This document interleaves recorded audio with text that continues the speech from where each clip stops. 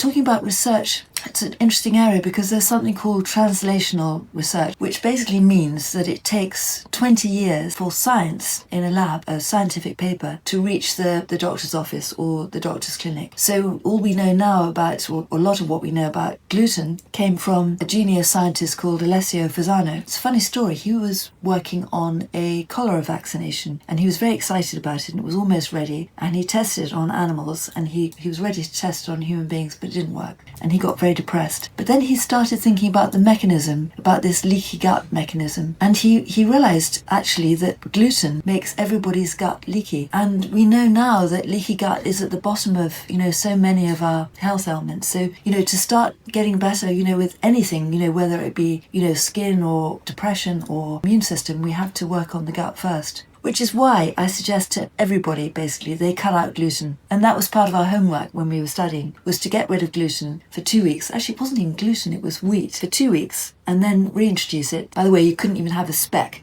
of wheat. And we realised that wheat was in everything, in licorice and soy sauce and sausages and everything else. But that was a long time ago. It's much easier now to avoid wheat. And then on day 15, to have 2 Weetabix on an empty stomach, i.e. for breakfast, with, rather than milk, because that could have change the outcome, with water or fruit juice or something, and just see how we felt over the next 3 days. And every single person had an adverse effect. Some people felt terrible joint pain, some people came out in hives or big sort of horrible spots, some people got diarrhea, other people got constipation, some got neither constipation nor diarrhea, they got massive bloating. Personally, I got so depressed that I couldn't get out of bed the next day, and I had no idea that wheat was doing that to me. So I thought, well, thank you. Talk about clear feedback from your body. So that was it. And another thing I noticed when I stopped wheat was, apart from that 4 o'clock energy gone feeling, got to find a biscuit or a cup of coffee, that was gone. My energy was much, much better. But the other thing that was really funny was I used to have dark circles under my eyes, and every morning I put the concealer on. And I was doing that one morning. It was about 2 months after stopping wheat. And I said to myself, why are you doing that? You don't need that concealer anymore. So that was another really good, very unexpected side effect. So there are all sorts of reasons why it's a good idea to try going wheat-free, or even better, gluten-free for a while, because it's not until you take something out and reintroduce it that you see what it's actually doing to you. And probably what it's doing to you is not pretty, not good. Just get rid of it. If you go completely gluten-free, try not the Weetabix, but try a piece of rye bread, 100% rye, and see how you do with that. And then, but wait for not just immediate effects, but it can take 2 or 3 days. So wait for 3 days. Keep a note of anything that you feel. And if that's okay, try spelt bread or whatever, or